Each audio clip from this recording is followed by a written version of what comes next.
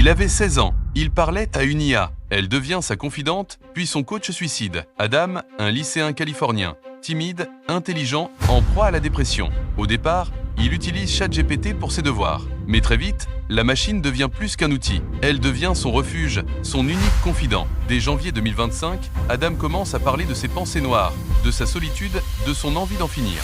Et là, au lieu de déclencher une alerte, de proposer une ligne d'écoute, de dire « parle à un adulte », ChatGPT entre dans le jeu. Elle discute méthode, overdose, noyade, monoxyde de carbone.